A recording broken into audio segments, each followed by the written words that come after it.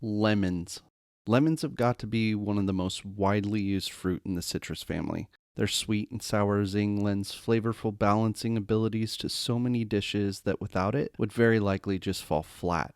That's one reason why I'm talking about pruning your lemon trees today. Pruning helps your trees produce fruit.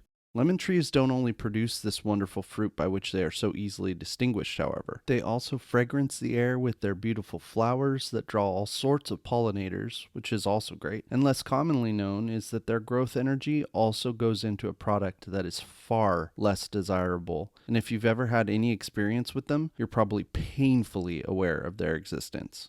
I'm talking about lemon thorns. These things are gnarly, they're hard, they're sharp, and they're very effective for the self-preservation of the tree. One thing to consider for our insight here is why is the lemon putting so much of its energy into preserving itself? My wife had been given a lemon tree after her father had passed away, and I felt that having been given green thumbs and a sort of commission to cultivate and subdue the earth, that it was my responsibility to see this tree produce fruit through a long and generous life. Now, I truly believe that all men who enjoy walking and talking with God in the garden will have green thumbs and receive wisdom from God and from the nature that shows us who and how He is. So I was doing just that when He gave me this insight. So there's our first nugget of wisdom. Go walk, talk, and listen to the Lord in the garden. So there I was in front of this lemon tree that I had not only managed to keep alive for a few years, but it was also becoming hardier and even growing new branches covered in those beautiful purple to green leaves that indicate good health. However, there was little to no fruit to be enjoyed off this thing. So I was asking God, as the master arborist, how should I prune this lemon tree? How would you do it? What He showed me was a bit surprising. Do you see all those new branches? Yeah, Do you see how most of them have thorns on them? yeah, Do you see all the old branches with thorns too? I do. Cut off all those branches. The tree is using its energy to protect itself instead of producing fruit. This is how I cultivate the fruit in your life too.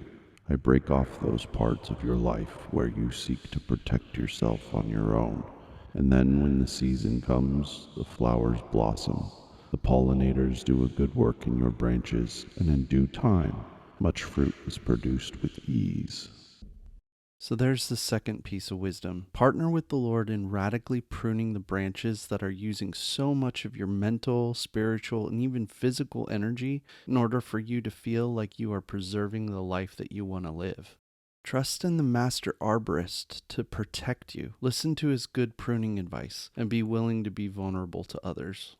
My lemon tree continues to boom with lemons, and it also produces much less thorns than it once did, which brings us to our final nugget of wisdom and insight for this video. This one is especially important for us parents in nurturing our children. The branches with thorns of self-preservation in a child can be easily identified by whether or not our children are willing to be vulnerable with us. And if we're observing patterns of lying or hiding the truth, a lack of self-discipline, acting as if they are being unfairly treated all the time, isolation, recurring defensiveness, or some other type of quality that stifles a good relationship between us and them, it's probably time to pray about gently and humbly pruning the branch of the child's life that is grossly wasting their energy.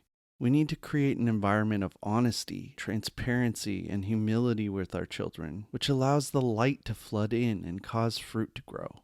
This first starts with us. By presenting only our best 10% to others, by putting our energy into preserving false views of ourselves, we are showing our children to do the same. So let's instead let the master arborist prune away our own defensiveness as we trust in him in meekness, transparency, and brokenness. I hope you are all blessed by this insight and admonishment. Blessings to you all, and thanks for watching.